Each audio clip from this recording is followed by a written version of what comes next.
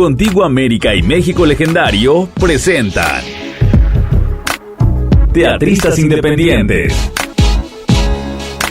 Un programa radiofónico que fortalece el desarrollo cultural entre las comunidades teatrales y la ciudadanía. William Sayago e invitados reflexionarán sobre el desarrollo del teatro independiente como parte de una reconstrucción social y sobre las diversas problemáticas expuestas por dramaturgos y compañías teatrales de México y América Latina.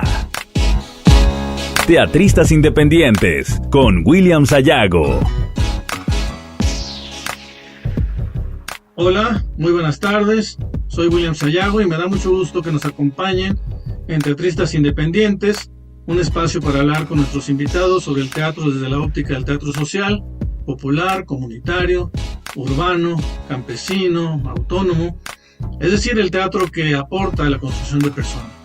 Este programa se realiza en colaboración con Contigo América, Institución Teatral Independiente, y Radio México Legendario.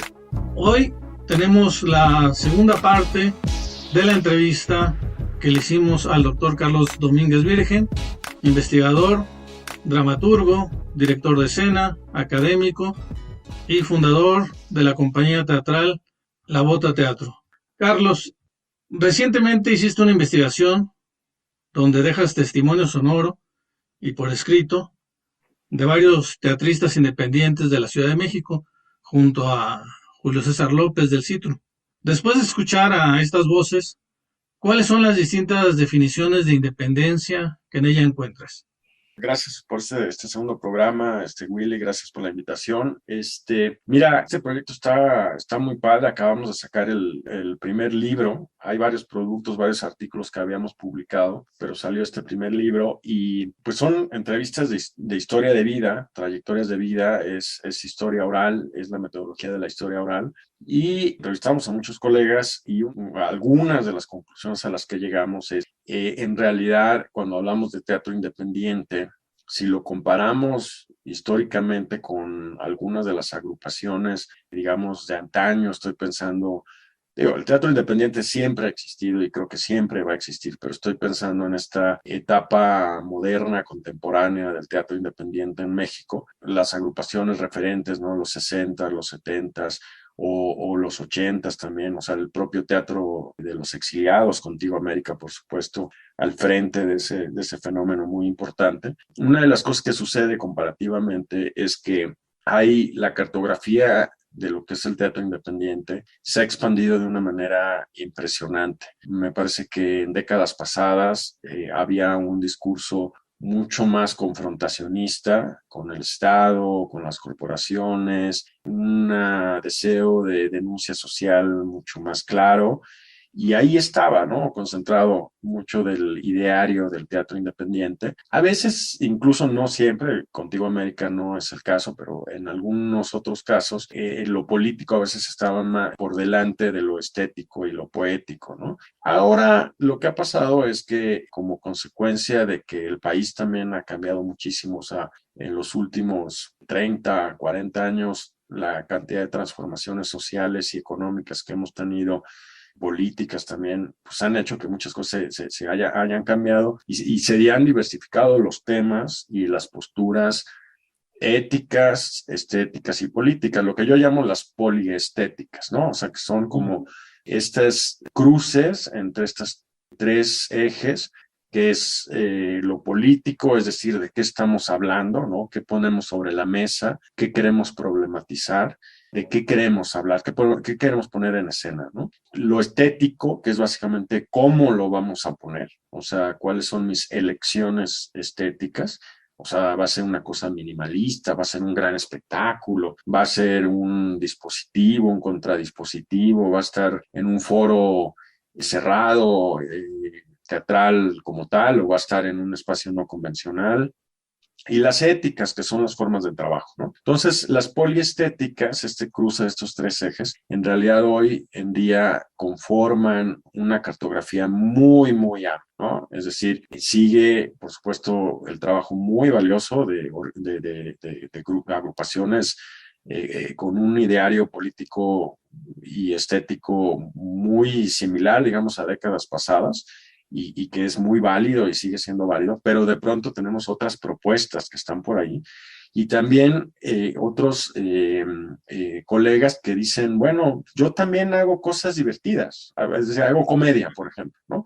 Hago clown, que es una cosa que a lo mejor no estaba como tal con ese nombre antes, ¿no? Pero soy independiente y también hablo de cuestiones políticas, pero lo hago a mi manera, ¿no? O hago cabaret, o a lo mejor hago un cruce entre cabaret y performance y demás, ¿no? O sea, la cartografía es muy amplia. Y en realidad, en el libro que nosotros acabamos de publicar, si ustedes ven en el título, se llama Autonomía y Resistencia en el siglo XXI, voces del teatro independiente en la Ciudad de México. Y la palabra independiente está entre paréntesis, porque un común denominador en casi todas las entrevistas es que la gente dice, sí, yo soy independiente y cada quien te da su definición, ¿no? Y esa definición es muy interesante cómo está vinculada con una trayectoria de vida y una experiencia particular. Pero cuando tú revisas más a fondo y ves el discurso de los colegas, en realidad la independencia ya se entiende de una manera más distinta, una manera diferente. Lo que es importante ahora es la autonomía y la resistencia. Y la autonomía es básicamente el decir, bueno, a lo mejor sí recibo una beca del Estado mexicano y hay un discurso ahí interesante que no existía antes de los derechos, ¿no? Pues porque soy ciudadano y tengo derecho a acceder a una beca y eso no me quita la autonomía creativa, ¿no? O sea, es decir, yo voy a hacerlo a mi manera. Mientras no se metan con la forma de mi estética y mi poética, yo sigo siendo autónomo y eso es lo importante.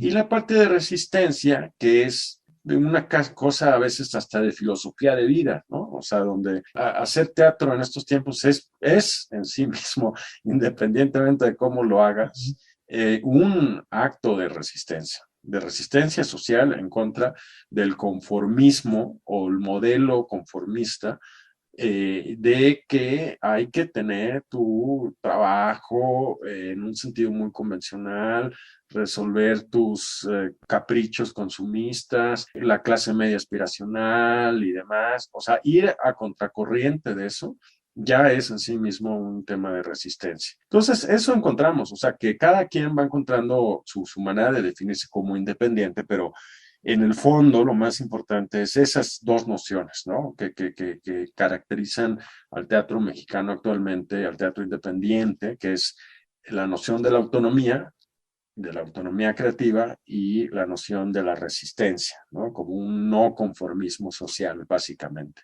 Y después de haber recorrido esta investigación, ¿con qué idea comulgas más o cuál es tu propio entendimiento de lo que es ser teatrista independiente? Mira, yo me pongo en el lugar de donde creo que la experimentación sigue siendo muy importante. Yo personalmente no me caso con una u otra forma en el sentido de que te diría que depende del tema, depende de la puesta en escena, depende de lo que estemos haciendo. Creo que de pronto vas a ver a la bota haciendo cosas que son más performáticas, ¿no?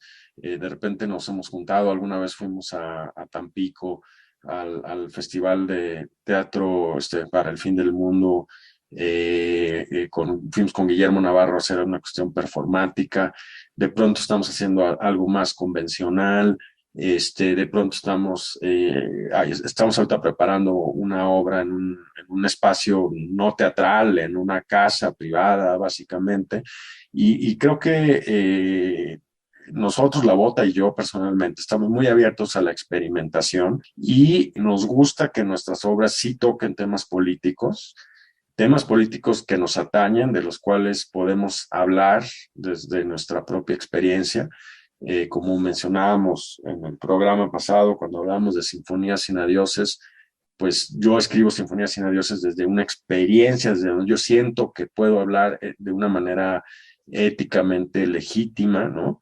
Eh, y esa parte es importante, pero también nos interesa de pronto, eh, eh, o sea, no nos molesta de pronto ir con alguien y pedirle un patrocinio para generar una pequeña producción y encontrar, estamos como en medio de la cartografía, ¿no? O sea, no estamos en el ideario, digamos, de las agrupaciones más de décadas pasadas, los 60, 70, 80, tampoco caemos, hay colegas que sí están con vasos comunicantes muy conectados con el teatro comercial, cosa que a nosotros no nos interesa.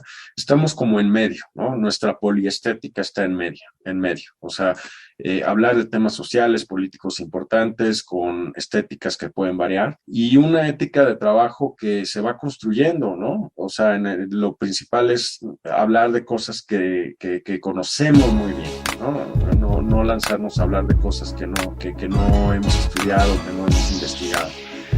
Básicamente, así lo veo, ¿no? Vamos a hacer una pequeña pausa y enseguida regresamos.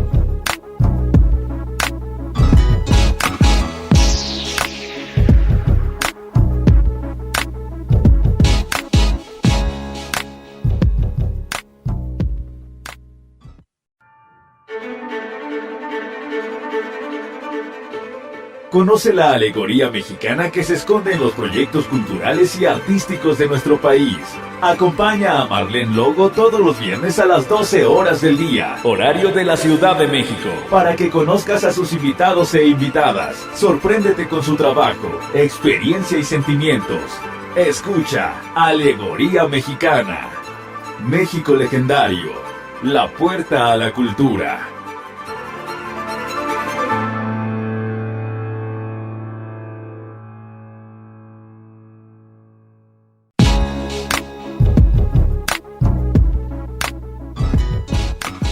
Ya estamos de regreso.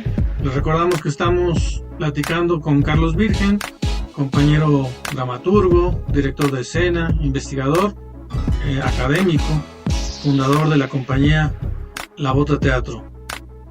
Carlos, sabemos que es complejo generar políticas culturales sanas en este país sin recurrir al asistencialismo o al populismo, o para no caer en la reproducción de un sistema donde hay poca equidad, un sistema que legitima solo unos cuantos o desatiende a la mayoría, donde el trato al artista o a la gente cultural es precario, por no decir indigno. ¿Qué podríamos hacer desde el sector, desde la política e incluso desde la iniciativa privada para mejorar la situación de los entes y las entidades culturales de nuestro país? Híjole, pues una pregunta muy fácil la que me planteas. La respuesta es la difícil, ¿no? La respuesta es la difícil, pero te diría, mira, fíjate que yo por cuestiones de investigación, esto creo que no lo habíamos comentado fuera del aire, pero yo trabajo mucho con colegas que están en Alemania, por ejemplo, por distintos temas, y en la última vez que estuve por allá, me tomé la molestia, el trabajo de empezar a entrevistar a colegas teatreros por allá, creadores escénicos, gente de los foros y demás. Me interesaba mucho saber qué habían hecho en el contexto de la pandemia, por ejemplo, para sobrevivir. Y una de las cosas que yo me di cuenta es que, claro, no hay política cultural perfecta y no hay que idealizar, digamos, las políticas de estos países, pero el trabajo del Estado es muy importante. O sea, los recursos del Estado sí son muy importantes. No podemos pensar que el teatrero o que todos los teatreros están en el ámbito comercial, en el sentido de que, bueno, pues entonces, si no generas entradas, si no vendes tu producto, pues es porque el mercado no te lo está demandando y entonces no tienes ningún valor y más bien deberías de estar condenado a la desaparición y a la extinción, que es un poco el punto de vista economicista, neoliberal y demás, ¿no? Yo creo que hay una serie de actividades culturales, artísticas, que requieren necesariamente del apoyo del Estado, porque más allá de las entradas que se generen, más allá de si es un producto que se vende mucho o no, el teatro y el teatro independiente también no es nada más el grupito de gentes que se juntan a ensayar en su tiempo libre, sino que es una actividad que genera vínculos, incluso vínculos económicos, ¿no? O sea, es decir, hay son redes realmente de colaboración, ¿no? Nada más son los artistas individuales o los colectivos, sino sectores completos que dependen de esa actividad y que se benefician de esa actividad cultural y que merecen el apoyo del Estado. Ahora, la gran pregunta es qué tipo de apoyo. Yo creo que una de las cosas que ha sucedido en este país es que muchos de los apoyos han estado dirigidos sobre todo han estado diseñados con esta idea todavía decimonónica o renacentista, más que decimonónica desde el Renacimiento, ¿no? Del artista virtuoso, que es un artista individual, que es un genio y que hace genialidades y que aparentemente no depende de nadie, y entonces hay que apoyarlo en lo individual. Y nos falta entender que esta es una red de colaboración, que el artista individual no existe sin el apoyo de muchas otras gentes que están alrededor, y por lo tanto los apoyos del Estado deberían de ir. Sí está bien tener becas individuales, pero además de esas becas individuales, poner el énfasis en los nodos del sistema, y los nodos del sistema son los foros, donde confluyen muchísimas agrupaciones, pero también de pronto puede ser, por ejemplo, en el contexto de la pandemia, que nos vemos forzados a usar cuestiones tecnológicas de una manera más intensa, pues hay colegas teatreros, unos que están más preparados que otros. Entonces, una de las cosas que sucede es que de pronto el Estado puede apoyar a esos colegas que están preparados para que multipliquen ese conocimiento y lo compartan con otros artistas teatreros, otras agrupaciones, y que pensemos no en los individuos y en los colectivos chiquitos, sino en el ecosistema, por decirlo de una manera metafórica. Esa me parece que es la dirección en la que deberíamos estar pensando la política cultural de este país. Por otro lado, habría que resolver cuestiones históricas que ya conocemos que son hasta trilladas, en el sentido de que gran parte de la política está y sigue estando concentrada en el centro del país, particularmente en la Ciudad de México, ¿no? O sea, a mí me gustaría ver una compañía nacional de teatro que tenga sus distintas sucursales, aunque sean más chiquitas, pequeñas agrupaciones y demás, que estén con presencia en todo el país. Nos hace falta también una mayor vinculación con las distintas formas de teatro. Tú iniciabas el programa mencionándolo de los teatros, ¿no? El teatro campesino, el teatro popular, el teatro social. Bueno, yo creo que una de las cosas que podríamos hacer es generar más apoyos para que los teatristas que están mucho más posicionados ahorita o que han logrado posicionarse, hagan proyectos creativos en conjunto con esas otras modalidades de teatro que están más cerca de la gente, para que el teatro no sea nada más esta cuestión de vamos a ver al genio en escena, ¿no? Como si estuviéramos todavía en el Renacimiento, al gran pintor, al gran escultor, sino más bien vamos a hacer que esto se convierta en un evento social, político más importante, ¿no? Creo yo que por ahí va el asunto más o menos. Muchas gracias por esta reflexión, Carlos. Nos das mucha luz. Actualmente, Carlos, ¿en qué proyecto trabajas? Mira, ahorita estoy trabajando, Willy, en dos proyectos, en tres proyectos.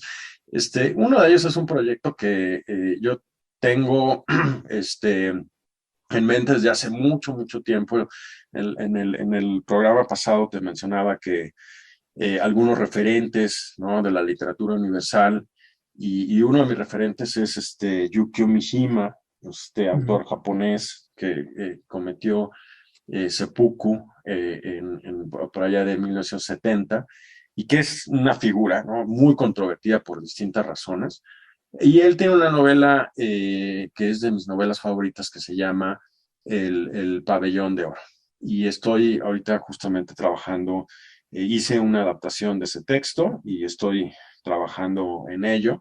Y es una reflexión sobre la belleza, sobre la muerte, sobre la vejez.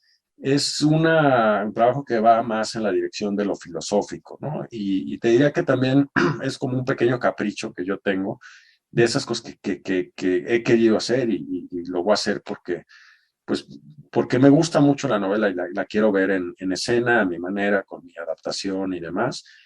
Va a ser en un espacio no convencional, ya luego vamos a estar circulando la información.